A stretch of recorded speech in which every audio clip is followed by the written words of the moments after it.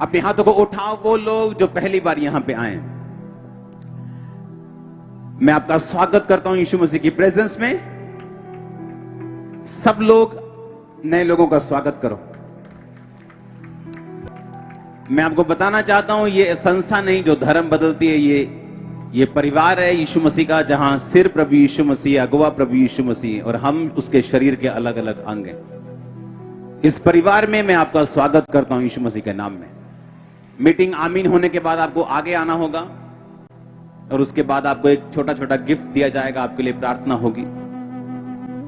God bless you all.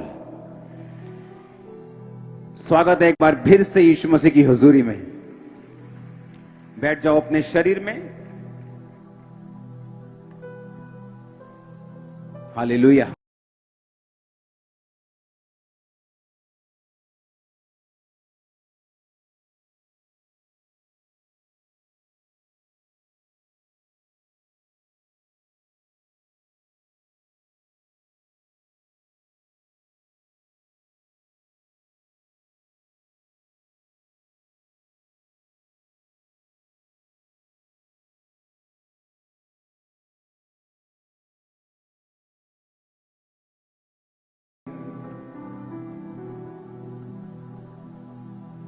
अपनी Bible को उठाओ अपने हाथों में, बोलो आज का वचन ये मेरे लिए है।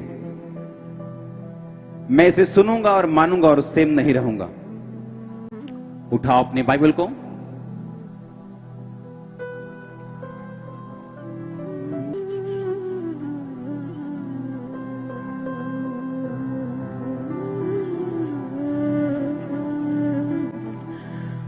अंगीकार करो आज का वचन मेरी जिंदगी में काम करेगा।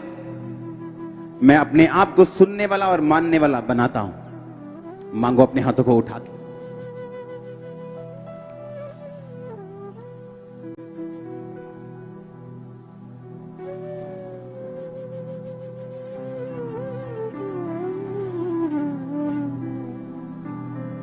प्रभु यीशु मसीह के नाम में हम मांगते हैं।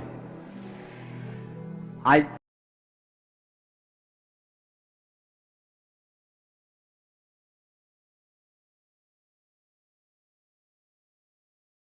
वीरवार है कि संडे है? पर मुझे संडे लग रहा है। तारीफ करो जोर से। सुनो मेरी बात। इस मीटिंग में आने से पहले परमेश्वर ने मुझे दर्शन दिया इस मीटिंग के बारे में। आप जानते हैं मैं बहुत कम विजन आपके साथ शेयर करता हूं, लेकिन मुझे मालूम है कि अगर कोई विजन सचमुच शेयर करने वाला है, परमेश्वर ने जो मुझे दिया है, आप जानते हैं कि वो उसकी एक्यूरेसी क्या है। अगर आपने मिनिस्ट्री को फॉलो किया हो शुरू से, तो मेरी आदत है 100 बातें बोलने से और उनमें से 95 पूरी ना हो और 5 पूरी हो। मेरी आदत है कि अगर मैं कुछ भी बोलूं तो वो उस तरह का मैं रिसीव करूं कि वो पूरा होना चाहिए। इस मीटिंग में आने से पहले परमेश्वर ने मुझे दर्शन दिया कि इस मीटिंग में, आज की मीटिंग और संडे की मीटिंग में, परमेश्वर ने मुझे विजन दिया कि उससे पहले एक वचन मैं आपके लिए पढ़ना चाहता हूं। मरकुस 16 उसकी 17-18। विश्वास करने वालों में ये चिन्ह होंगे, वो मेरे नाम से दुष्ट आत्माओं को निकालेंगे, नई नई भाषाएं बोलेंगे, सांपों को उठा लेंगे, प्राणनाशक वस्तुएं पी जाएंगे तो भी उनकी कुछ हानि नहीं होगी, वो बीमारों पर हाथ रखेंगे और वो चंगे हो जाएंगे। इसको इंग्लिश में पढ़ेंगे सिर्फ 18 आयत को। They shall take up serpents and if they drink any deadly thing it shall not hurt them, they shall lay hand on the sick and they shall recover। उसने कहा वो बीमारों पर हाथ रखेंगे और बीमार रिकवर करेंगे, वो रिस्टोर होंगे।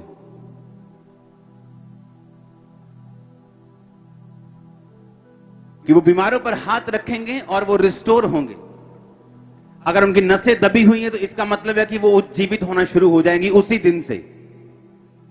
अगर उनके अंदर बीमारी के कीटाणु हैं वो उसी दिन से खत्म होने शुरू हो जाएंगे। वो रिकवरी उसी दिन से शुरू होगी जिस दिन उन पे प्रार्थना होगी। उन्होंने कहा वो दुष्ट आत्माओं को निकालेंगे, वो बीमारों पर हाथ रखेंगे और वो बीमार रिकवर करेंगे। इंग्लिश में लिखा वो क्या करेंगे? रिकवर करेंगे।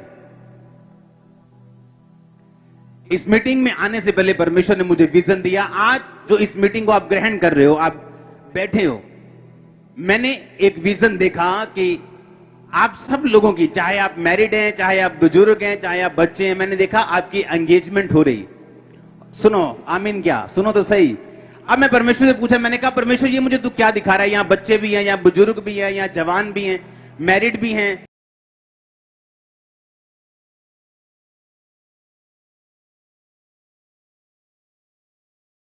ये तो शादीशुदा भी है, लेकिन तू इनकी एंगेजमेंट मुझे क्यों दिखा रहा है कि इनकी एंगेजमेंट हो रही, इनकी मंगनी हो रही?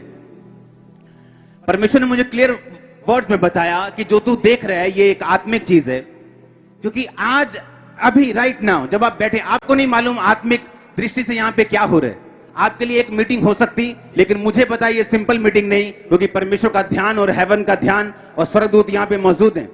मैं आपको एक बात, यहां पे क्या हो रहा है, आपके लिए एक मीटिंग हो सकती, लेकिन मुझे पता है ये सिंपल मीटिंग नहीं, क्योंकि परमेश्वर का ध्यान और हेवन का ध्यान और स्वर्गदूत यहां पे मौजूद हैं।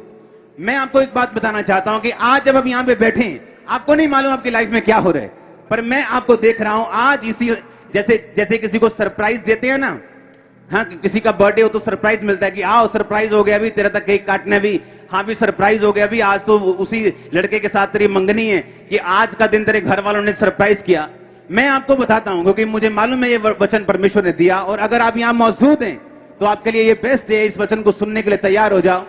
सुनो, जब मैंने वो विजन देखा कि परमेश्वर ये क्या मुझे दिखा रहा है कि ये मंगनी कैसी हो सकती है, इनमें तो मैरिड लोग हैं, इनमें शादीशुदा लोग हैं, बुजुर्ग भी हैं, बच्चे भी हैं, छोटे भी हैं, 2 साल का भी है, 4 साल का भी है।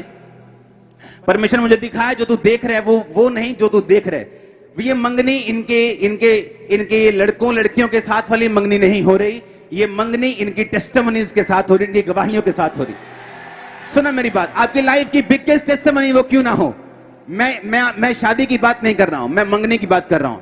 मैं जानता हूं आज वही दिन है, आज मैं नहीं जानता कल क्या, कल परसों के नहीं, आज राइट नाउ जो भी टेस्टिमनी आपकी लाइफ की आप चाहते हैं, जो भी गवाही आप चाहते हैं, जिस तरह की भी रिकवरी चाहते हैं, आप यीशु मसीह के नाम में एंगेज हो चुके हैं उस टेस्टिमनी के साथ। और मैं नहीं जानता ये आमीन आपको बैठ के बोलना चाहिए कि खड़े होके बोलना चाहिए, मैं नहीं जानता ये उछल के बोलना चाहिए कि नहीं। मैंने कहा आप एंगेज हो चुके हैं उस टेस्टिमनी के साथ जो आपकी लाइफ की सबसे बड़ी टेस्टिमनी। मैं नहीं जानता कि आमीन किसका बड़ा, लेकिन अगर आपका बड़ा यीशु मसीह के नाम में तो आप वापिस आ रहे हैं। मैंने कहा वापिस आ रहे हैं यीशु मसीह के सामर्थी नाम में, मैंने कहा वापिस आ रहे हैं यीशु मसीह के सामर्थी नाम में, मैंने कहा वापिस आ रहे हैं यीशु मसीह के सामर्थी नाम में, मैंने कहा वापिस आ रहे हैं यीशु मसीह के सामर्थी नाम में। आमीन ऊंचा तो ये आशीष आपकी है चर्च।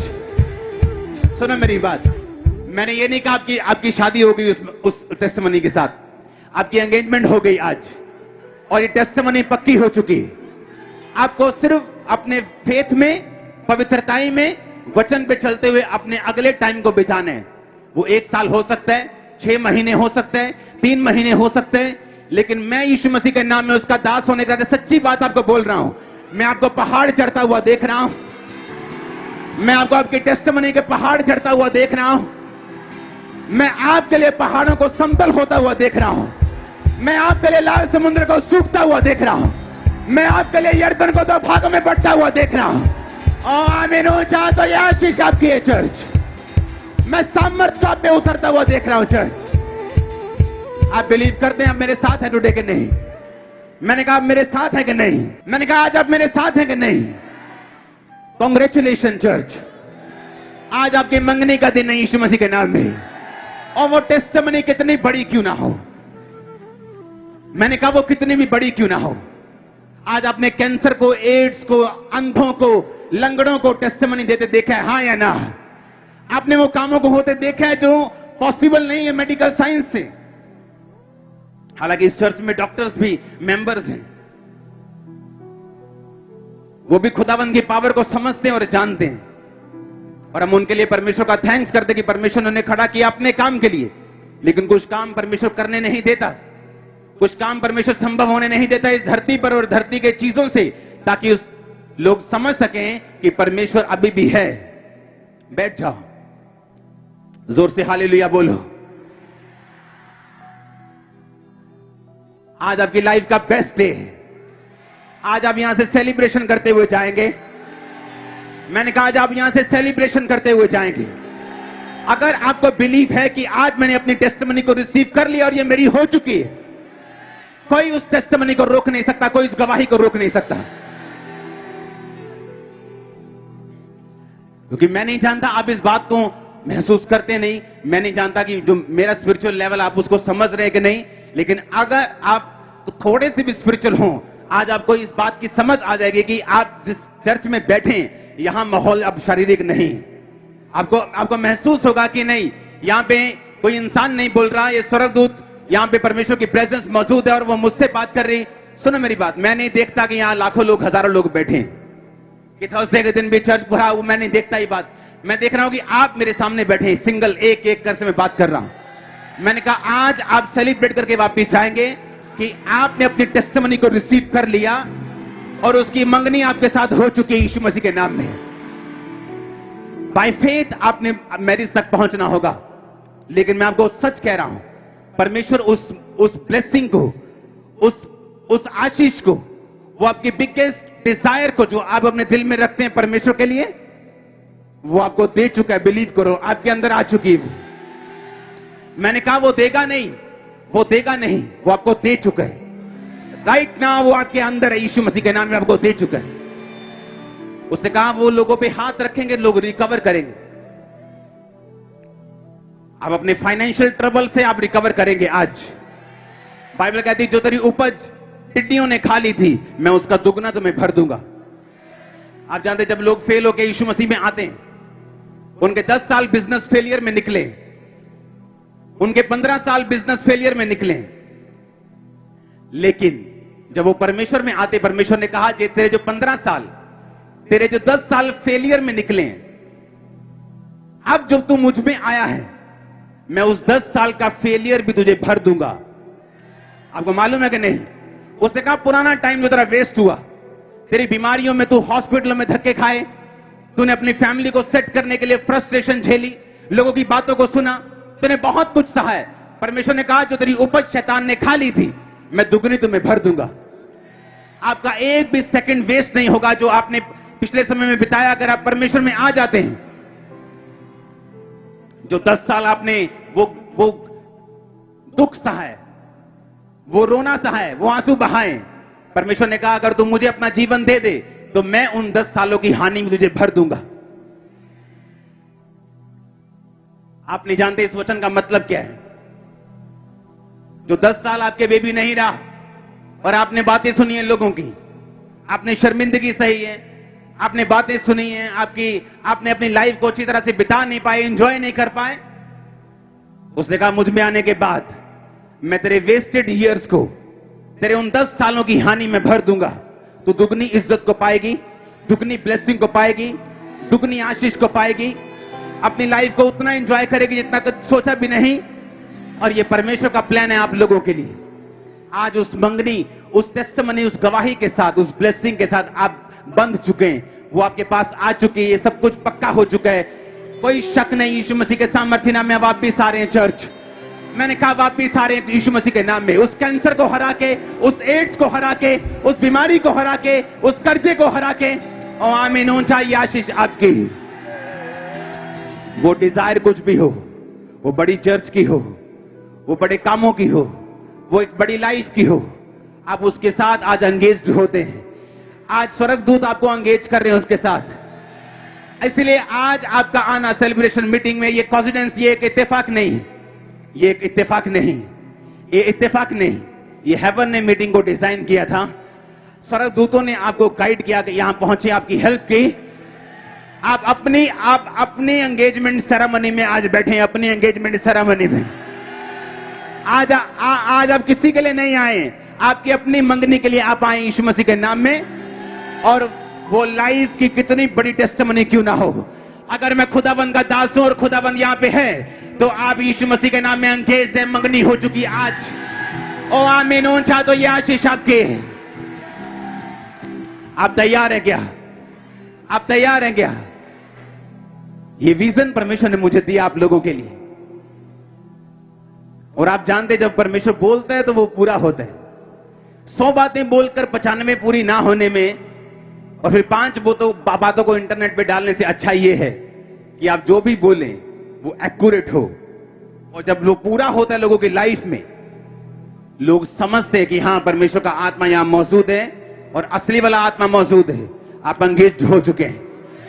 आज आप अपने ही फंक्शन में बैठे हैं। सोचो ये सब लोग मेरे साथ, मेरे रिश्तेदार आए और मेरी मंगनी हो रही है मेरी टेस्टिमनी के साथ। आज मत सोचो यहां लाखों लोग बैठे हैं और मेरी मंगनी हो रही है मेरी टेस्टिमनी के साथ। आज मत सोचो यहां लाखों लोग बैठे हैं, आपकी मंगनी हो रही है। ओ श्योर टेस्टिमनी आपकी लाइफ में यीशु मसीह के नाम में। Hallelujah, hallelujah. अपने पड़ोसी को बोलो, मैं परमेश्वर के समानता में बनाया गया हूं। उसने मुझे अपने जैसा बनाया है, मुझे अपने जैसे अधिकार दिए हैं। मैं वचनों से बना सकता हूं, वचनों से बिगाड़ सकता हूं। हालेलुया।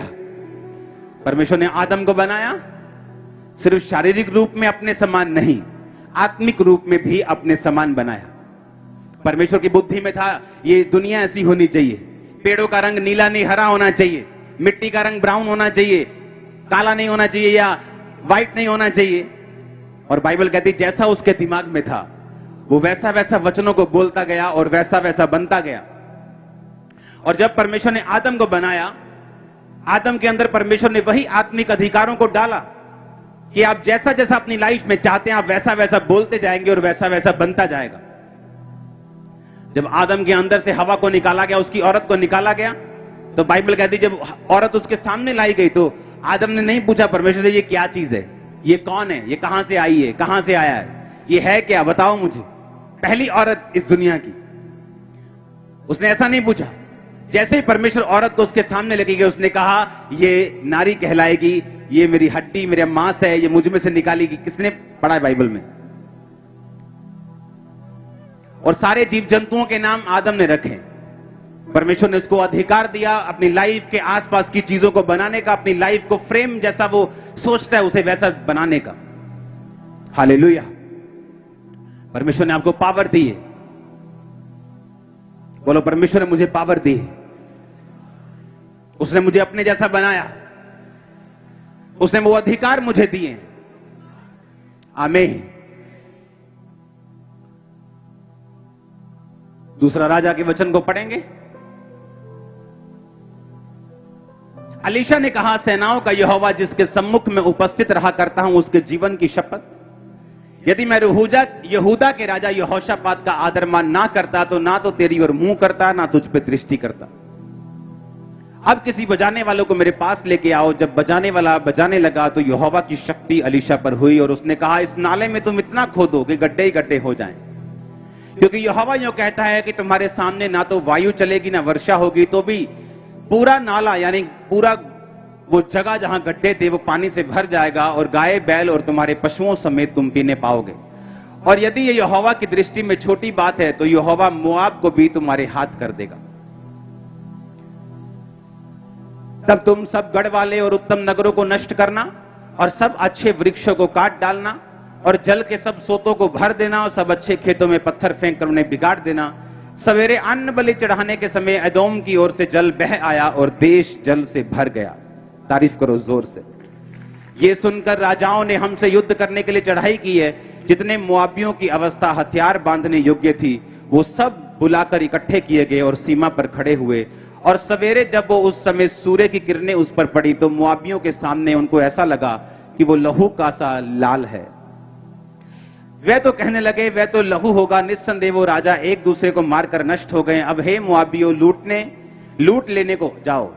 तब वो इजराइल की छावनी में आए ही थे कि इजरायली उठकर वे मुआबियों को मारने लगे। वो उनके सामने से भागे और वो मुआब को मारते मारते उनके देश में पहुंच गए और उन्होंने नगरों को ढा दिया। अच्छे खेत एक एक पुरुष ने अपना अपना पत्थर डालकर उन्हें भर दिया। जल के सब सोतों को भर दिया। अच्छे अच्छे वृक्षों को काट डाला, यहां तक कि केहरियोत के पत्थर तो रह गए परंतु उसके भी चारों ओर गोफन चलाने वालों ने जाकर मारा। ये देखकर हम युद्ध में हार चले। मुआब के राजा ने रात 700 तलवार रखने वाले पूरे संग लेकर एदोम के राजा तक लाइन लगाकर पहुंचने का यत्न किया परंतु ना पहुंच सका। तब उसने अपने जेठे पुत्र को जो उसके स्थान पे राज्य करने वाला था पकड़कर शहर पना पर होम बलि चढ़ाया।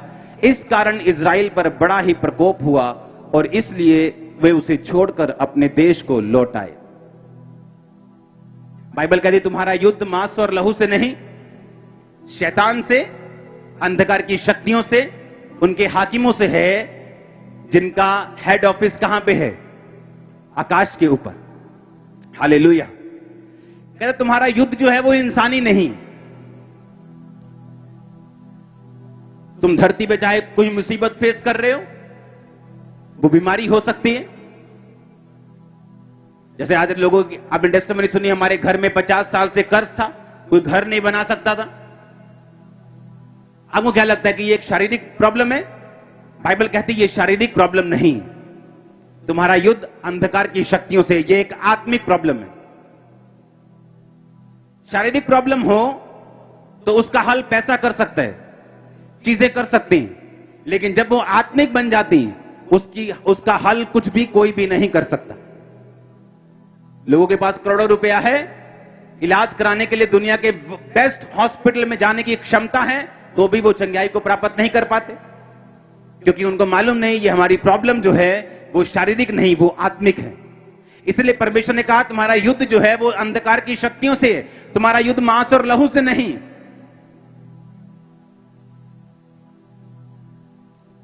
जो वचन मैंने आपसे बोला है कि आप एंगेज्ड हो चुके हैं, आप जानते हैं अब शादी तक कैसे पहुंचेंगे, उसको अपनी लाइफ में कैसे कंप्लीट करेंगे, वो वचन मैं आज आपको दूंगा। अब बाइबल कहती है जो मोआब का राजा था, वो इज़राइल के राजा के अधीन रहते उसे टैक्स पे करता था, लेकिन एक दिन उसने टैक्स पे करना बंद कर दिया और इज़राइल के राजा ने बाकी 2 और राजाओं को लिया और उसे युद्ध करने के लिए चल पड़ा। जब रास्ते में युद्ध करने के लिए जा रहा था तो रास्ते में कहीं भी पानी का सोता नहीं मिला, कहीं कुआं नहीं मिला, और वो प्यासे मरने लगे और सोचने लगे कि शायद परमेश्वर ने हमें अपने घरों से बाहर निकाला ताकि हम तीनों राजाएं मर जाएं। उनमें से एक राजा बोला कि यहां कोई परमेश्वर का जन नहीं है जिससे हम पूछ सके कि हम क्या करें। उसने कहा हां, एलीशा है जो एलिया के हाथ पांव धुलाया करता था, अब उसके अंदर वही परमेश्वर का आत्मा ठहर चुका है, वो हमें बता सकता है कि हम क्या करें। उसने कहा ठीक है, तो हम उसके पास चलते हैं। तो एलीशा से मिले तो एलीशा ने कहा इज़राइल के राजा को कि अपनी माता के नबियों के पास जा, उन्हीं मूर्तियों के पास जा, मैं तुझको कुछ नहीं बताऊंगा जीवित परमेश्वर के नाम में। लेकिन यहोशापात जो राजा था यहूदा का, उससे एलीशा प्यार करता था। क्यों? क्योंकि वो परमेश्वर की आज्ञाओं पे चलता था। उसने कहा अगर तेरे साथ यहोशापात राजा ना होता तो मैं तुझे कभी ना बताता कि तुझे क्या करना चाहिए। उसने कहा ऐसा करो, जहां तुम ठहरे हो वहां गड्ढे खोद लो, बड़े बड़े गड्ढे खोद ही जाओ, जितने गड्ढे खोद सकते हो। ना तो बारिश होगी, ना वायु चलेगी, ना हवा तेज बहेगी, ना बारिश होगी, लेकिन फिर भी वो सारे गड्ढे पानी से भर जाएंगे। उन्होंने वैसे किया, गड्ढे भर दिए। सुबह एक देश में बाढ़ आई और उस बाढ़ का पानी उस जगह आ गया और वो गड्ढे भर गए और वो पानी पीने लगे, उनके पशुओं की जान बची, सब कुछ हुआ। और एलीशा ने कहा अब परमेश्वर मोआब को भी तुम्हारे हाथ में कर देगा, अब तुम जाओ, पानी की प्रॉब्लम कल सॉल्व हो जाएगी, मोआब का राजा भी तुम्हारे हाथ में परमेश्वर कर देगा। और बाइबल कहती है जब वो तीनों राजाएं चले पानी पीने के बाद, और मोआब के साथ जब उनका युद्ध हुआ, क्योंकि मोआब के देश के जो सेना थी उन्होंने दूर से देखा, तो जब पानी इकट्ठा हो गया था वहां पे, उनको लगा कि वो ब्लड है दूर से, और वो ब्लड देख के ये सोचे कि वो 3 राजा जो आ रहे थे आपस में लड़के मर गए होंगे, आओ लूटने को चलते हैं जो उनके चीजें हैं। जैसे ही वो लूटने के लिए गए, वो जीवित थे, उन्होंने अटैक किया और ये मोआब का राजा भागा। और जब मोआब के राजा ने देखा कि मेरी सारी प्रजा मर गई, उसने 700 लोगों की एक लाइन बनाई और लाइन बना के जाने का यत्न किया, तब भी नहीं हुआ। जब उसे सब कुछ पता चल गया कि अब मेरी हार पूरी हो गई, खत्म हो गया, मैं डेड हो चुका हूं, 5 मिनट में मुझे मार देंगे, तो उसने अपने बड़े बेटे को जो उसके स्थान पर राजा बनने वाला था, उसके बाद बाइबल कहती उसने शहर पना पे जाकर उसकी बलि दी। जैसे ही उसने शैतान को अपने बेटे की बलि दी, बाइबल कहती इज़राइल पर, परमेश्वर के लोगों पर बड़ा ही प्रकोप हुआ और इज़राइल को वापस जाना पड़ा, और वो प्रोफेसी हवा में ही अब तक लटकी रह गई और लेट हो गई। हम क्रिश्चियंस क्या सोचते हैं? हम ये सोचते हैं कि परमेश्वर अपने आप सब कुछ पूरा कर देगा, वो अपने आप सारा कुछ कर देगा, लेकिन बाइबल ऐसा नहीं कहती।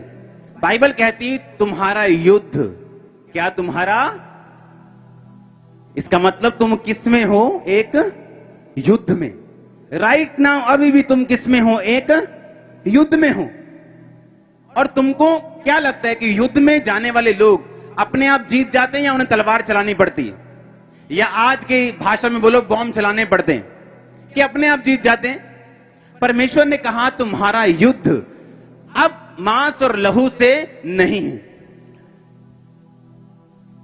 मैंने आपको बताया था कि जब मूसा अपने छड़ी को लेके गया और परमेश्वर ने कहा तो तू छड़ी फेंकेगा और वो सांप बन जाएगी, तो आगे वो जो जादूगर थे वो भी उसी मिरेकल को लेके बैठे थे। मैंने आपसे एक क्वेश्चन किया था, क्या जादूगर ने जो सांप बनाया था लाठी का, क्या वो प्लास्टिक का था कि ओरिजिनल था? इसका मतलब उनमें पावर थी या नहीं थी? थी पावर थी कि नहीं?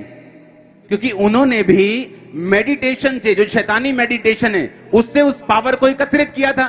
जैसे मैंने आपको बता दिया कि अगर आप परमेश्वर में इस तरह से पावर को लें तो ये पावर उद्धार भी करेगी, लॉन्ग टाइम भी होगी, सब जगह आपको सक्सेसफुल भी करेगी। हाँ या ना?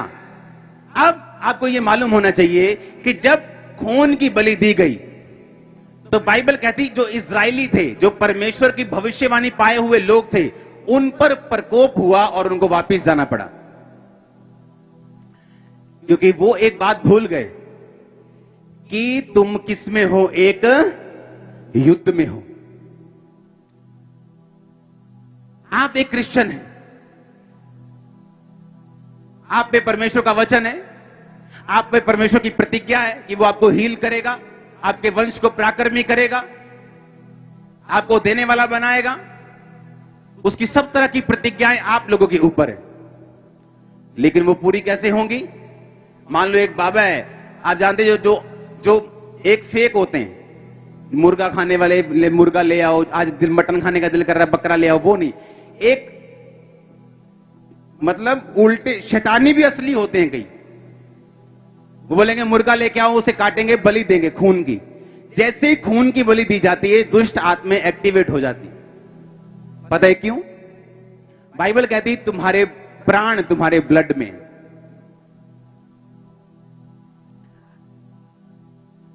तुम्हारे प्राण कहां है? तुम्हारे ब्लड में।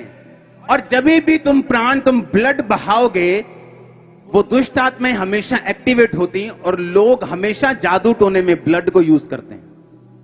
इमेजिन करो, आप पर लोग आपके लिए ब्लड को बहा रहे हैं, आपके लिए मुर्गे बहा रहे हैं, आपके लिए बकरे बहा रहे हैं, उनका ब्लड बहा रहे हैं, और आप फेसबुक पे बैठे हैं। इमेजिन करो, आप टीवी के सामने सास बहू नागिन चल रहे हैं, और आपको बर्बाद करने की सोच रखने वाले लोग वो कंटिन्यू ब्लड को बहा रहे हैं और बाबाओं के पास जा रहे हैं, और आपको लगता है सब कुछ अपने आप हो जाएगा। और यही गलती करके एक क्रिश्चियन ऐसा नजर आता है जैसे वो ना जीता हुआ हो, या जीत की राह पे है या नहीं जीता। क्यों? क्योंकि तुम्हारा युद्ध, बोलो युद्ध तुम्हारा, इसका मतलब तुम एक युद्ध में हो, तुम एक फाइट में हो, और वो किसके साथ है? अगर ये युद्ध मांस और लहू का होता तो बेटे की बलि देने से, जब सारी सेना मर चुकी थी, हार चुकी थी, बेटे की बलि देने से वो सेना पे प्रकोप कैसे हो गया? और बाइबल कहती इंसान की बलि चढ़ाना सबसे बड़ा पाप है। और वो शैतानी लोग थे जो नर बलियां करते थे, इंसान की बलियां देते थे। इस्राएल ने गलती कहां की? इस्राएल ने गलती इस बात के लिए की, उन्हें मालूम था कि ये युद्ध हमारा मांस और लहू से तो है नहीं। अगर वो ब्लड दे रहे अपने शैतान को, हम भी ब्लड देंगे। और बाइबल कहती निष्कलंक मेमना, अगर वो कुर्बान करते, जिस तरह परमेश्वर ने मूसा के टाइम सिखाया था कि तुम एक मेमना कुर्बान करना। कितनों को मेरी बात समझ आ रही? एक शैतान को गिविंग की पावर मालूम थी कि अगर मैं गिविंग करूंगा, अगर मैं बोऊंगा, अगर मैं कुछ सैक्रिफाइस करूंगा तो दुष्ट आत्माएं एक्टिवेट हो जाएंगी। पर परमेश्वर के लोग सो रहे थे, उन्हें लगता था परमेश्वर अपने आप सब कुछ कर देगा, हम पे प्रोफेसी हो चुकी है, अब अपने आप सब कुछ पूरा होता जाएगा। अगर शैतान ने कुछ बोया था तो उन लोगों को भी ये बात समझनी चाहिए थी कि हमें भी परमेश्वर का साथ चाहिए। हम केवल तलवारों के साथ ये युद्ध नहीं लड़ सकते, ना ही पूरा जीत सकते हैं। आज एक बाबे को मालूम है कि रात को 2 बजे उठना है, किसी पे जादू करना है, टोना करना है, रात को 2 बजे उठ के उसकी ऐसी तैसी फेरनी। पर आज क्रिश्चियन लोग रात को 2 बजे कितने हैं जो जागते हैं? 10% होंगे। जो नाइट प्रेयर करते हैं कितने लोग हैं? कम लोग हैं। शैतान बलियां देना जानते हैं, लेकिन क्रिश्चियंस अपना सैक्रिफाइस देना, अपना बीज बोना, अपनी प्रार्थना का, अपने पैसों का, अपनी फास्टिंग का, वो नहीं जानता। इमेजिन करो आप पूरा युद्ध 99% जीत चुके हो, आपके लोग एक्टिवेट हैं, आपके पास तलवारें, हथियार, उनके लोग मर चुके हैं। एक स्पिरिचुअल काम वो करता है और इजराइल को वापस जाना पड़ता है।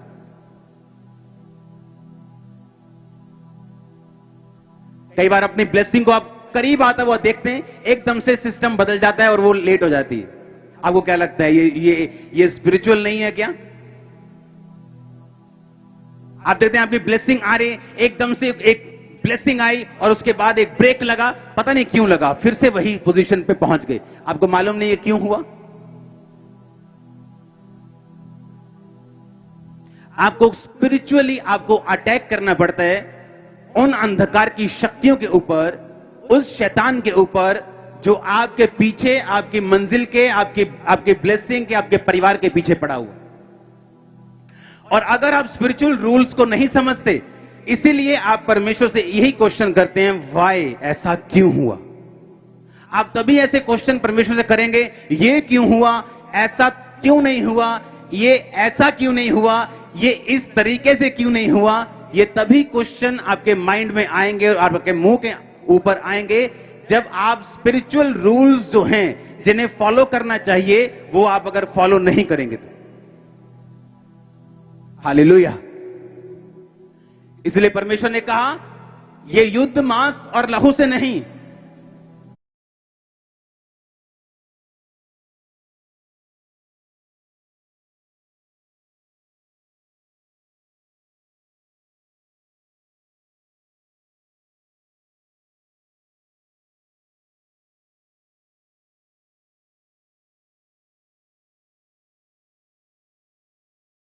परमेश्वर के एक चेले, आप तभी ऐसे क्वेश्चन परमेश्वर से करेंगे, ये क्यों हुआ, ऐसा क्यों नहीं हुआ, ये ऐसा क्यों नहीं हुआ, ये इस तरीके से क्यों नहीं हुआ। ये तभी क्वेश्चन आपके माइंड में आएंगे और आपके मुंह के ऊपर आएंगे जब आप स्पिरिचुअल रूल्स जो हैं, जिन्हें फॉलो करना चाहिए, वो आप अगर फॉलो नहीं करेंगे तो। हालेलुया। इसलिए परमेश्वर ने कहा, ये युद्ध मांस और लहू से नहीं।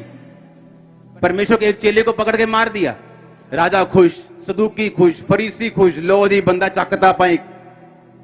दूसरे को पकड़ लिया, पतरस को पकड़ लिया, उन्होंने जैसे उससे मारा ऐसे मार दें। कलीसिया को गलती याद आई कि परमेश्वर इस धरती पर अपने आप कुछ नहीं करता। ये मांस और लहू का युद्ध नहीं है, ये एक स्पिरिचुअल वॉरफेयर है, स्पिरिचुअल लड़ाई है। बैठ गए सारे प्रार्थना करने के लिए, और बाइबल कहती लो लगाकर, यानी कॉन्टिन्यूज वो प्रार्थना करते रहे। पूरी कलीसिया बैठकर प्रार्थना करते रहे, करते रहे, करते रहे, करते रहे। और बाइबल कहती परमेश्वर ने स्वर्गदूत को भेजा कि उसकी पसली पे मार के उसने जगाया। वो पतरस सोच रहा है मैं दर्शन देख रहा हूं, उसने कहा चल निकल। उसकी बेड़ियां खुल गई, सारे दरवाजे खुल गए, जेल खुल गई, और पतरस अपने घर पहुंचा और दरवाजा खड़काया तो जो लेडी दरवाजा खोलने के लिए आई वो डर गई। उसने कहा पतरस तो जेल में, वहां जेल से कोई छूट नहीं सकता। उसने सोचा कि नहीं, पतरस का स्वर्गदूत होगा, वापस चलेगी अंदर। और पतरस में बताया कि नहीं, मैं ही हूं, तुम्हारी प्रार्थनाओं के जरिए से वो लड़ाई जो तुम लोगों ने प्रार्थनाओं के जरिए की है, मैं परमेश्वर के द्वारा छुड़ा लिया गया हूं। अब मैं एक बात आपसे पूछना चाहता हूं, क्या परमेश्वर अगर पतरस को छुड़ा सकता था तो याकूब को नहीं छुड़ा सकता था? बोलो, याकूब मारा गया कि नहीं मारा गया? बाइबल कहती है वो तलवार से मारा गया। क्या वो चेला नहीं था? क्या प्रभु उससे प्यार नहीं करते थे? क्या वो चुना हुआ नहीं था? क्या उस पे वायदे नहीं थे? क्या मसा नहीं था? मसा भी था। क्या वो चमत्कार नहीं करता था? करता था, सब कुछ था, लेकिन वो मारा क्यों गया? कलीसिया को गलती याद आई कि परमेश्वर अपने आप कुछ नहीं करता। हमें जो चाहिए, हमें प्रार्थना करनी होगी, हमें आत्मिक रीति के साथ युद्ध लड़ना होगा, हमें पवित्रताई में जीवन व्यतीत करते हुए परमेश्वर के साथ खड़े रहना होगा, ताकि परमेश्वर हमें ग्रेस दे सके कि हम उस फाइट को लड़ सके और जीत सकें। युद्ध का मतलब ही यही होता है। जब मुक्केबाज दो लड़ते हैं तो एक मुक्का वो मारता है, दो वो मारता है, हाँ, पूरी फाइट होती, गुत्थम गुत्था होता है सारा। होता है कि नहीं होता? वो गलियों में देखे नहीं, लेडीज लड़ पड़ती हैं कई बार, हाँ। वैसा ही युद्ध शैतान के साथ है आपका। इमेजिन करो कोई बोल रहा है मेरी स्टडी बहुत है, मैं प्रेयर नहीं कर सकता। उसी स्टडी में तो बरकत परमेश्वर ने देनी है ना। तुम्हें बैलेंस रखना होगा। कुछ लोग ऐसे हैं जो स्टडी करते ही नहीं और प्रेयर करते रहेंगे, बोलेंगे स्टडी परमेश्वर कराएगा, वो भी गलत है। कुछ लोग बोलते हैं हम स्टडी करते रहेंगे परमेश्वर साथ देगा, वो भी गलत है। तुम्हें बैलेंस रखना होगा। हालेलुया। कि मेरा बेटा नशे करता है, सारा दिन घर में कलेश रहता है, मुझे प्रार्थना करने का टाइम नहीं मिल पाता, इसीलिए तो वो कलेश खत्म नहीं होता। अगर तुमने सोच लिया हो कि ये कलेश के पीछे दुष्ट आत्मा है, बाइबल कहती गूंगा जब परमेश्वर के पास लाया गया तो परमेश्वर ने गूंगे को बोला गूंगी आत्मा निकला, और गूंगी आत्मा निकला और गूंगा बोलने लगा। उसके गले में, अगर मेडिकल साइंस कहते बोल इसके गले में इफेक्ट है, नहीं इसके ब्रेन की नसों में कुछ प्रॉब्लम है, इसलिए उसकी वो नसें बनी नहीं कि ये बोल नहीं सकता। लेकिन बाइबल कहती दुष्ट आत्मा निकाल दी गई और गूंगा बोलने लगा। तो युद्ध आत्मिक था कि शारीरिक था? ऊंची आवाज से बोलो, आत्मिक था। अब घर में कलेश बहुत है क्योंकि बेटा नशे करता है जी, बहुत कलेश है जी, सारा दिन कलेश है जी, इसीलिए तो वो कलेश खत्म नहीं हो रहा, क्योंकि तुम्हें मालूम नहीं कि तुम्हारा युद्ध उस नशे वाले व्यक्ति के साथ नहीं है। तुम उसको काउंसलिंग दे दे के थक जाओगे, उसको समझा समझा के बिगड़ जाओगे, फिर रोगे, चिल्लाओगे, खींचोगे, एक दिन उसको उसकी हालत पे छोड़ दोगे। क्योंकि तुम्हारा युद्ध संसार से नहीं, मांस और लहू से नहीं, तुम्हारा युद्ध अंधकार की शक्ति से। अगर तुम्हें वो दिख जाए जो उसके पीछे, तुम जब बैठोगी घुटनों के भार और रोज बैठोगी, बाइबल कहती, तो परमेश्वर ने कहा अगर एक विधवा का न्याय एक ऐसा अधर्मी राजा कर सकता है, एक अधर्मी बंदा कर सकता है जो किसी की परवाह नहीं करता, ये सोच के कि मैं नहीं चाहता विधवा बार बार मुझे तंग करे, तो परमेश्वर ने कहा मैं उन लोगों का न्याय क्यों नहीं करूंगा जो दिन और रात मेरे नाम की दुहाई देते हैं। मैं उनका काम क्यों नहीं करूंगा? मैं उनको हील क्यों नहीं करूंगा? मैं उनको डिलीवर क्यों नहीं करूंगा? शर्त क्या है? जो दिन और रात मेरे नाम की, कि जो वीरवार और संडे मेरे नाम की दुहाई देते हैं। कि चलो चर्च लगा आज वीरवार, चलो चर्च जाके दुहाई नाम की, कि जो वीरवार और संडे मेरे नाम की दुहाई देते हैं। कि चलो चर्च लगा आज वीरवार, चलो चर्च जाके दुहाई देंगे। ठीक है, दुहाई दो, परमेश्वर सुनेगा। लेकिन उसने कहा जो दिन और रात, जो रोज उसको याद करवाते हैं, जो दिन और रात उसके नाम की दुहाई देते हैं, परमेश्वर ने कहा वो उनका न्याय क्यों कर ना करेगा, वो तुरंत उनका न्याय चुकाएगा। तुम्हारा युद्ध मांस और लहू से नहीं। आपकी लाइफ में ट्रबल कुछ ऐसे, कुछ रुकावटें ऐसी है जिनके पीछे प्योर शैतान है और कोई भी नहीं। आपको लग सकता है ये इस कारण से, हाँ उसकी मासी ने रोक लिया इसलिए वो रुक गया, हाँ ये दिक्कत हो गई, हाँ ये वाली प्रॉब्लम हो गई, वो आ रहा था उसका वो गाड़ी नहीं मिली। ये सारी चीजें स्पिरिचुअल हैं कई बार, ऑल द थिंग्स।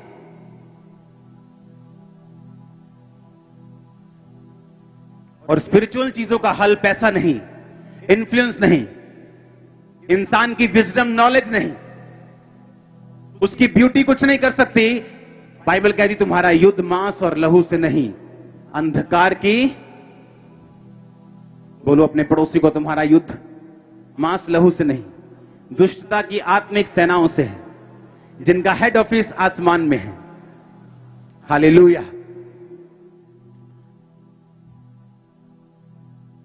अपनी लाइफ की जो टेस्टिमनी आपने अब ग्रैब जो कर ली है, जो एंगेजमेंट होगी, उसे जब मैरिज तक लेके जाना है, मैं आपको रास्ता बता रहा हूं। दिन और रात उसके नाम की दुहाई देनी, फाइट करनी, हर एक चीज के पीछे एक आत्मिक बीइंग है, उसके पीछे एक आत्मिक चीज है, उसे ढूंढना है और उसको पकड़ना है और उसको भगाना है। हालेलुया। दुख की बात यह है कि जो अन्य जातियां हैं वो इन आत्मिक रूल्स को समझती, उन्हें ब्लड का पता है, उन्हें कुर्बानी का पता है, उन्हें देने का पता है। क्रिश्चियन लोग नहीं समझते। उन्हें लगता है परमेश्वर अपने आप सब कुछ कर देगा, बिना प्रार्थना, बिना बोना, बिना चर्च जाना, बस विश्वास रखो, अपने आप सब कुछ हो जाएगा। और इसलिए बाइबल कहती है इजराइल को वापस आना पड़ा, बावजूद इसके कि प्रोफेटिक वर्ड उनके सिर के ऊपर था, तब भी उन्हें वापस आना पड़ा।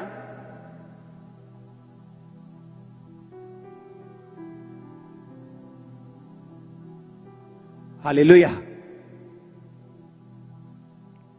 अपने हाथों को उठाओ प्रभु से एक वायदा करते हुए कि आप जिम्मेवारी लेते हैं प्रार्थना की, आत्मिक युद्ध लड़ने की। और जो भी गवाही आज परमेश्वर ने आपको दी है, बाय फेथ, विश्वास से, आप उसे अपनी जिंदगी में इन वचनों से पूरा होते हुए भी देखेंगे। मांगो अपने हाथों को उठा के सिर्फ 1 सेकंड के लिए।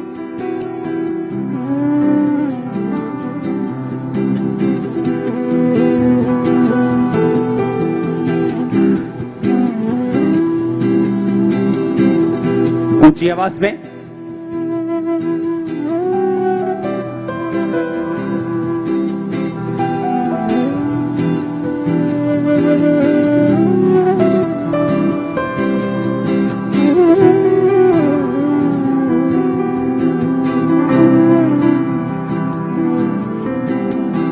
ऊंची आवाज में अंगीकार करते हुए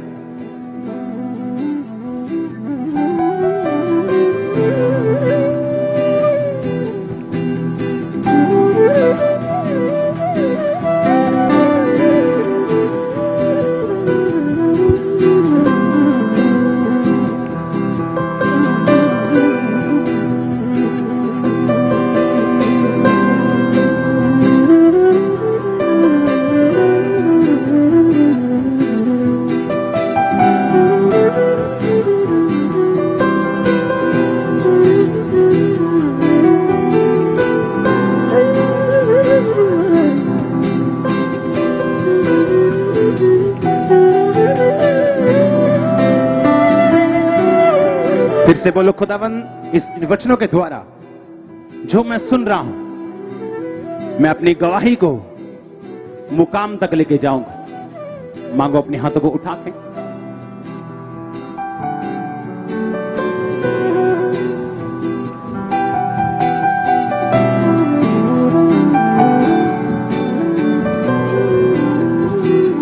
प्रभु यीशु मसीह के सामर्थी नाम में हम मांगते हैं।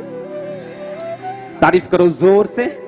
एक वचन को पढ़ेंगे, नए नियम लूका 5 उसकी 1 से 11। जब भीड़ परमेश्वर का वचन सुनने के लिए उस पर गिर पड़ती थी तो गन्ने रस की झील के किनारे पर वो खड़ा था। तो ऐसा हुआ कि उसने झील के किनारे 2 नावें लगी हुई देखी और मछुए उन पर उतर कर जाल धो रहे थे। नावों पर, उन नावों में से एक पर जो शमौन की थी, चढ़कर उससे विनती की कि किनारे से थोड़ा हटा ले। तब वह बैठकर लोगों को नाव पर उपदेश देने लगा। जब वह बातें कर चुका तो शमौन से कहा, गहरे में ले चल और मछलियां पकड़ने के लिए अपने जाल डाल। शमौन ने कहा, हे स्वामी, हमने सारी रात मेहनत की लेकिन कुछ ना पकड़ा, तो भी तेरे कहने के अनुसार हम जाल को डालेंगे। जब उन्होंने ऐसा किया तो बहुत मछलियां घेर लाए और उनके जाल फटने लगे। इस पर उन्होंने अपने साथियों को जो दूसरी नाव पर थे संकेत किया कर आकर हमारी सहायता करो। और उन्होंने आकर अपनी दोनों नावें यहां तक भर ली कि वो भी डूबने लगी। ये देखकर शमौन पतरस यीशु के पांव पर गिरा और कहा, हे प्रभु, मेरे पास से जा, क्योंकि मैं पापी मनुष्य हूं।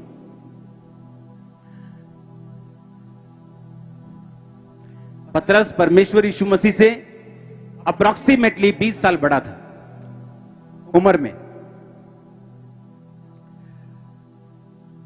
और इसका मतलब उसे 30-35 साल का कम से कम एक्सपीरियंस होगा मछली पकड़ने का।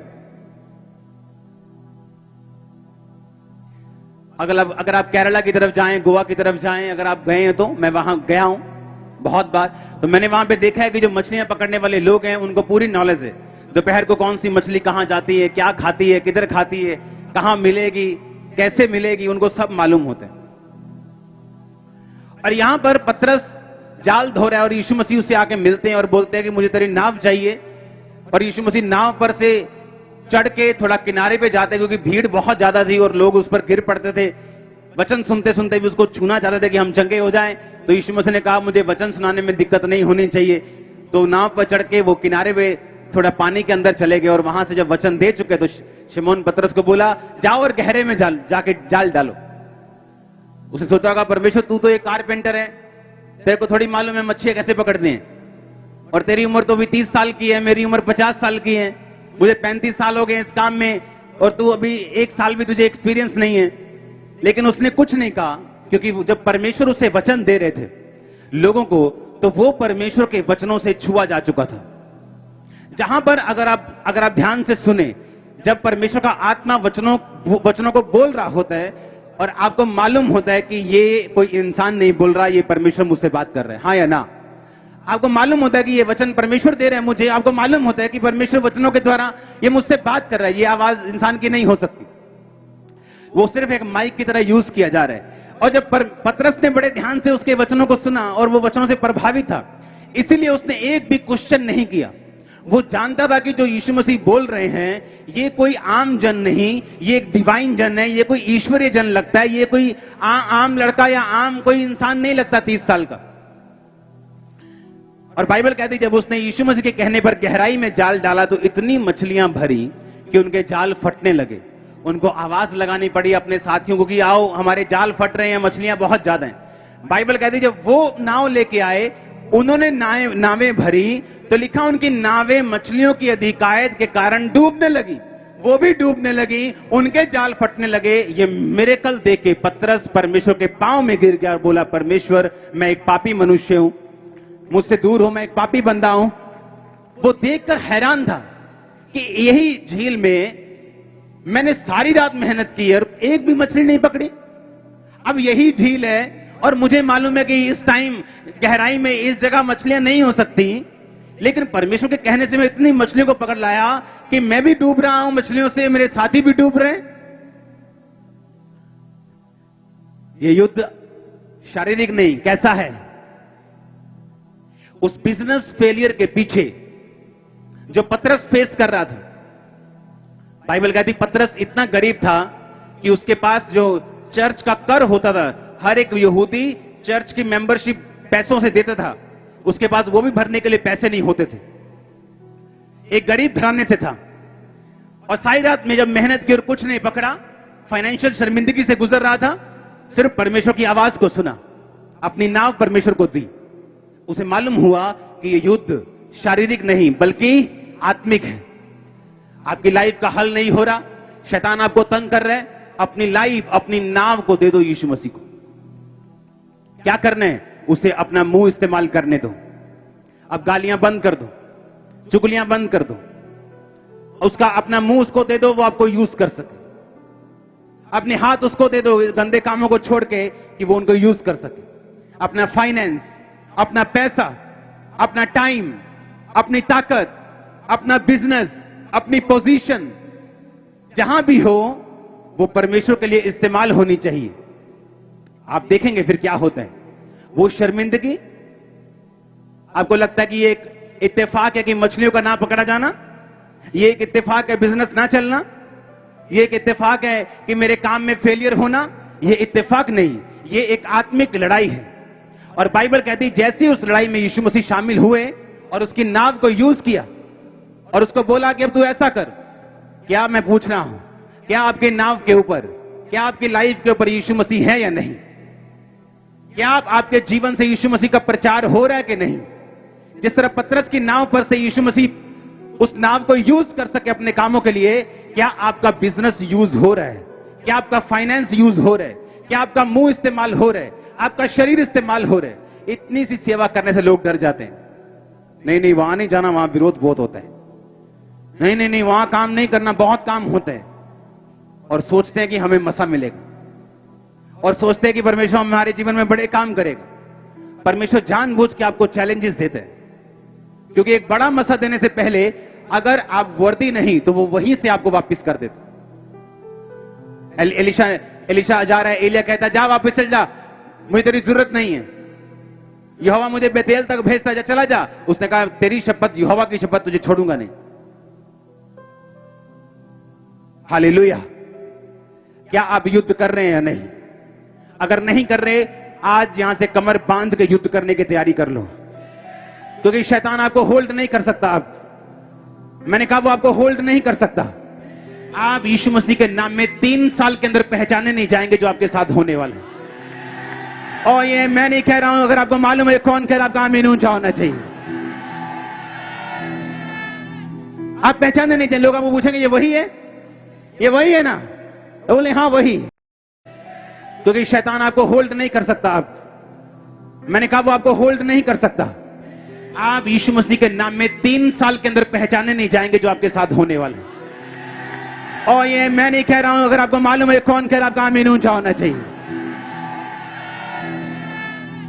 आप पहचाने नहीं चाहिए। लोग आपको पूछेंगे ये वही है, ये वही है ना, तो बोले हाँ वही, लग तो नहीं रहा, नहीं वही है। आपका चेंज होने वाला है सब कुछ।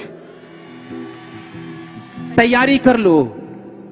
अगर आपके पास जो भी है, आपके पास गिफ्ट है, आपके पास कोई भी वरदान है, आपके पास टाइम है, आपके पास लाइफ है, आपके पास पैसा है, आपके पास बिजनेस है, आपके पास जॉब है, मेक श्योर वो परमेश्वर के लिए यूज हो रही हो। मेक श्योर, घबराना मत, डरना मत। अगर उस जॉब के लिए आपने यीशु मसीह के लिए मुंह नहीं खोला, तो वो जॉब एक नरक का द्वार है। अगर यीशु मसीह का कारण उस जॉब को आपको गंवाना पड़ता है, तो आपको डबल बेस्ट जॉब मिलेगी यीशु मसीह के नाम। वो उससे दुगनी आशीषित होगी, लेकिन आपको फैसला करना होगा कि आप यीशु मसीह के लिए कुर्बानी देने के लिए तैयार हैं। क्या आप अपने दिमाग का यूज तो नहीं करेंगे? हाँ, ये पतरस ने नहीं किया। उसको मालूम था कि यीशु मसीह ने कुछ बोला है, मुझे पूरा करना है। मेरा दिमाग सेंस कुछ भी कहे। सारी रात जो मेहनत करता है ना, उसका शरीर टूट चुका होता है। वो इस लेवल पे नहीं होता कि फिर से वो अपनी नाव चलाए। तब मशीनें नहीं होती थी कि पीछे यामा की मशीन लगाई, डर किया और नाव के अंदर और जाल डाले और वापिस आ गए। सब कुछ हाथ से करना पड़ता था, मशीनें नहीं थी। टूटे शरीर के साथ, टूटे मन के साथ, बिना इच्छा के साथ भी वो गया। और बाइबल कहती है इतना लेके आया जितना उसने सोचा नहीं था। आप इतना लेके आएंगे आपने सोचा नहीं होगा। आप जानते बहुत से लोग सोचते हैं नहीं आज गर्मी बहुत है, आज ऑनलाइन देख लेंगे। उन्हें मालूम नहीं जो शरीर तोड़ के मिलेगा। आप जानते जक्कई ने उद्धार क्यों पाया? जब जक्कई चढ़ गया गूलर के पेड़ पे, तो यीशु मसीह ने नहीं कहा यहां कौन है जो गूलर के, यीशु मसीह ने कहा हे जक्कई नीचे आ जा। नाम लिया। पहले जक्कई को मिले नहीं थे यीशु मसीह। और बाइबल कहती जक्कई एक वेल रेपुटेटेड, एक बड़े लेवल पे एक ऑफिसर था वहां का, उस देश का बड़ा ऑफिसर। उसके नीचे बड़े ऑफिसर्स काम करते थे। उसने ये नहीं सोचा मेरी बेइज्जती हो जाएगी, मैं तो जी डॉक्टर हूं, मैं तो जी बड़ा इंजीनियर हूं, मैं तो बहुत बड़ा बिजनेसमैन हूं, मेरे नीचे 50 लोग काम करते हैं, मैं कैसे लाइन में लगे खामरा चर्च में जाऊं, मैं कैसे वहां बैठूं।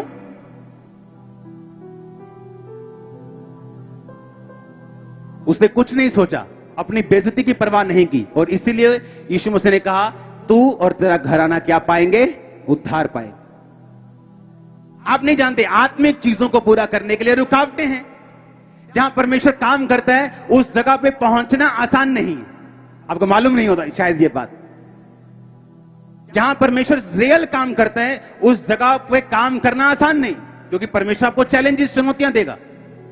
क्योंकि वो ब्लेसिंग जो आपको मिलेगी वो भी कहीं नहीं होगी।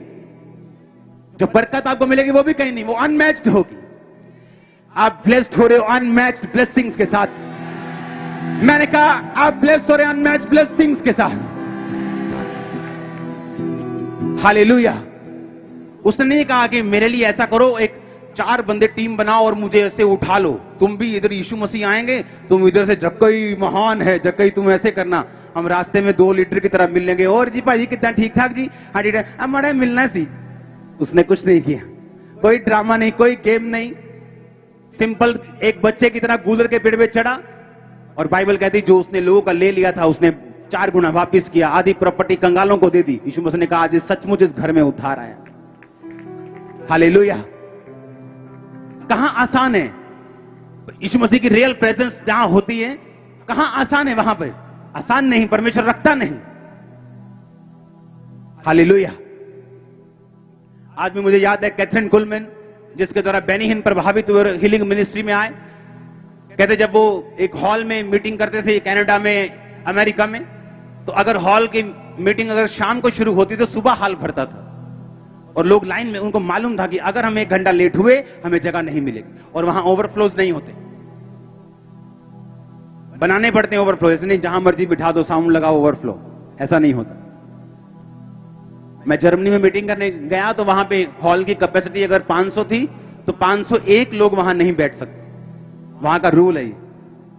अगर 501 बंदा वहां बैठे और पुलिस आ सकती है कि आपने यहां की बिल्डिंग की सेफ्टी 500 लोगों के लिए, 501 के लिए नहीं, एक जना बाहर जाओ। और वहां लोगों को मीटिंग से वापस जाना पड़ा क्योंकि वो हॉल भर गया था। हालेलुया।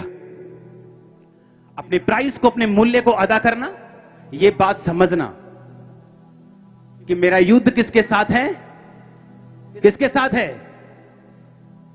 कि सासू मां के साथ है, कि जेठानी के साथ है,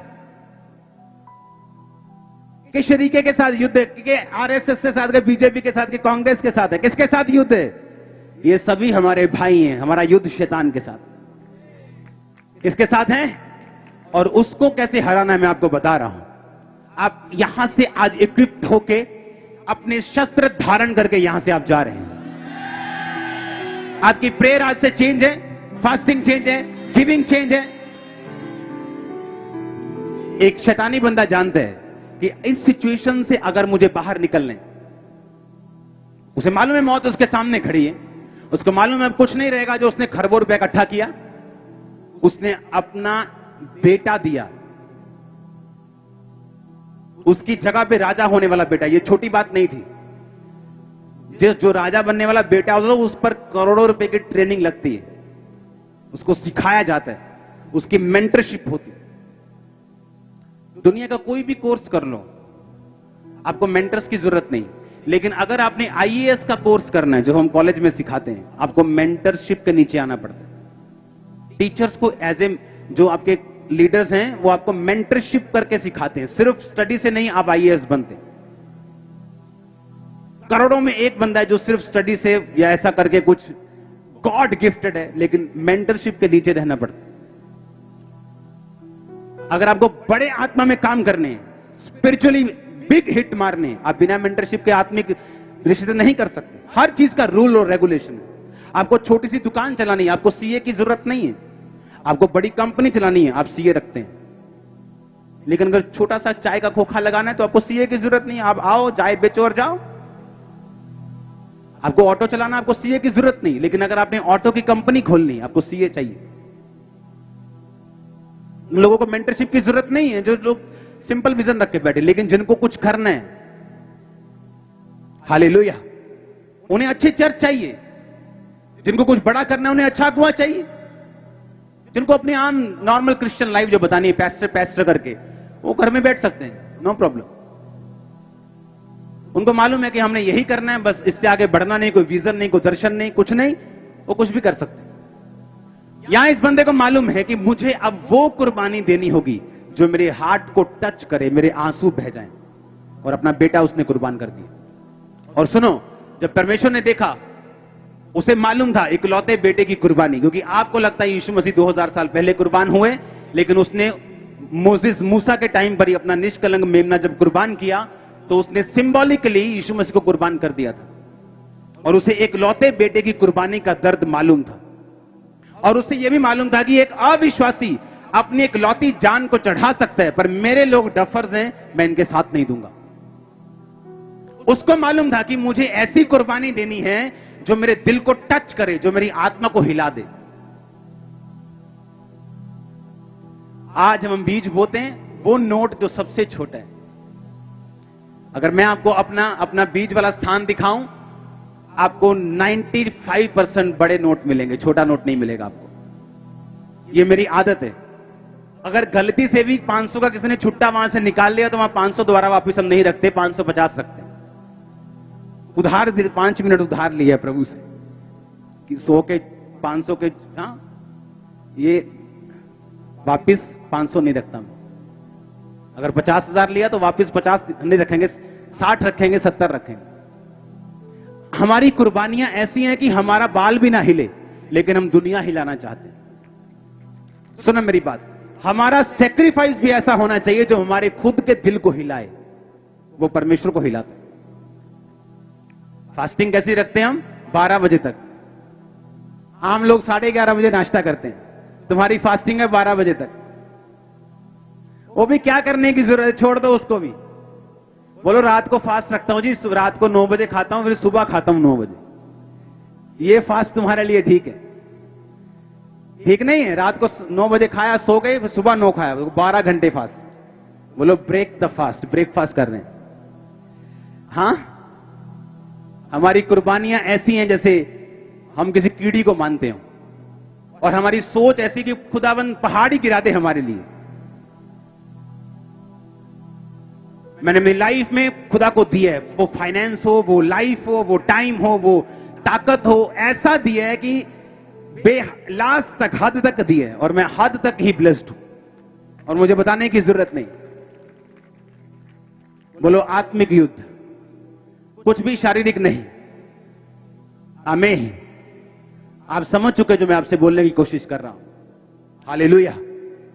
अगर आपको आत्मिक युद्ध में जीतना है, आपको आत्मिक प्रिंसिपल्स को, रूल्स को फॉलो करना पड़ेगा।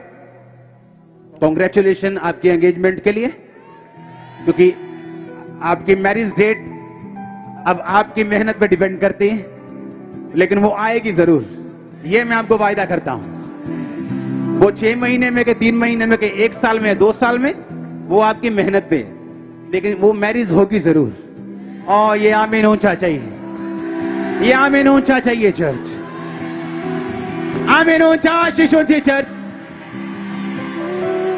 Hallelujah, hallelujah.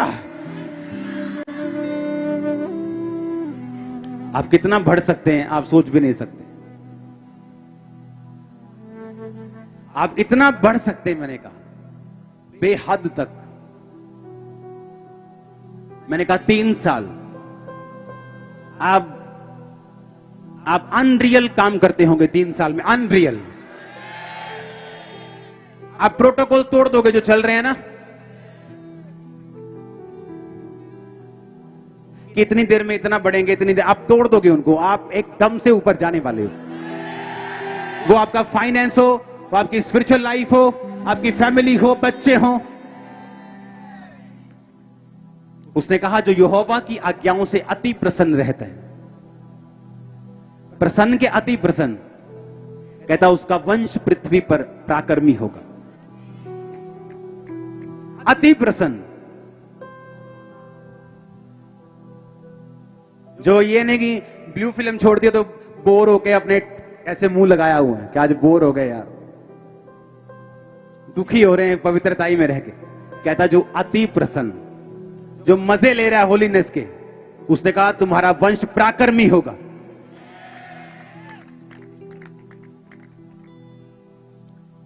अगर आप मेरी बेटी के साथ मिलेंगे ना, वो 6-7 साल की है, मैं आपको दावा करता हूं 18 साल का व्यक्ति बिठा दो, लड़की बिठा दो, उसको बिठा दो और दोनों की बातें सुनो। मैं आपको सच कह रहा हूं, आपको फर्क मालूम नहीं होगा कौन 18 का है और कौन 22 का है और कौन 7 का, आपको मालूम नहीं होगा।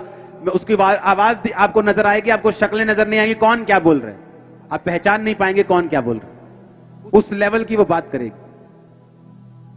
उसका वंश पृथ्वी पर क्या होगा? प्राकर्मी होगा, पर उसकी आज्ञाओं से जो अति प्रसन्न रहते हैं। इसलिए आज चर्च जा रहे हैं यार, पसीना बहुत आना, चलो चलिए, जाना तो पैना ही है, दर्द कितना जाओ। पर बाइबल कहती जो अति प्रसन्न है, गर्मी के भी मजे लेने चाहिए, शरीर अच्छा होता है इससे भी। पसीना आने से डिटॉक्सिफिकेशन होती है, हाँ ये भी मजा लेना चाहिए, सर्दी का भी लेना चाहिए, और प्रभु की हुजूरी में तो ज्यादा लेना चाहिए। हालेलुया। फौजी की तरह बनना पड़ेगा, तब आप जीतेंगे जरूर। कॉन्ग्रेचुलेशन आपकी मंगनी के लिए चर्च। आमीन ऊंचा, आपके आमीन में मुझे विश्वास आज नजर आ रहा है। हालेलुया, जोर से बोलो हालेलुया। अपने हाथों को उठाओ सब जन, घुटनों पे आ जाओ, अपने ऑयल को निकालो, अपने माथे से लगाकर बोलो मैं उस मसा के ऑयल से अपने आप को मसा करता हूं, मसा करती हूं। मुझे ऑयल दो एक।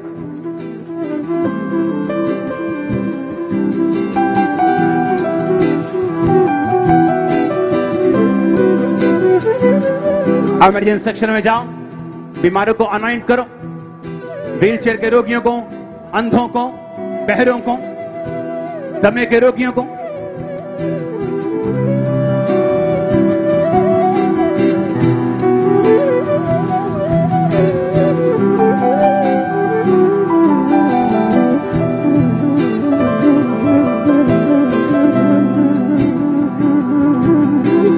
उसे निकालो उस ऑयल को और अपने माथे से लगाओ। उस ऑयल को लगाओ, उस ऑयल को निकालो, अपने दाहिने हाथ पे लगाओ।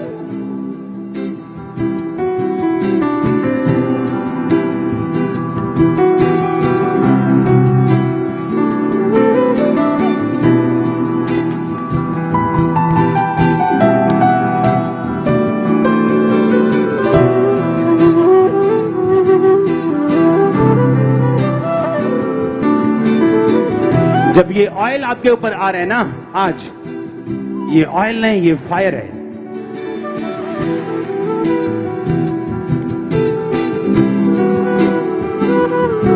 कमांड करो, जितनी दुष्ट आत्माएं, शैतानी आत्माएं मेरे जीवन में काम कर रही हैं, मेरे फाइनेंस के पीछे, सेहत के पीछे, मैं उन्हें कमांड करता हूं, कमांड करती हूं, वो निकल आए होली गोस्ट फायर से। मैं देख रहा हूं दुष्ट आत्माओं को निकलते हुए, वॉमिटिंग्स आते हुए, आज बड़ी डिलीवरेंस होते हुए। होली गोस्ट, होली गोस्ट, नशे के ऊपर, बीमारी के ऊपर, Holi ghost, Holi ghost release करो फायर। अगले 5 मिनट और देखो क्या होते हैं। रिलीज करो होली गोस्ट। दुष्ट आत्मा को कमांड करता हूं होली गोस्ट फायर के साथ, आपकी बॉडी को छोड़े और जाती रहे, फाइनेंस को छोड़े,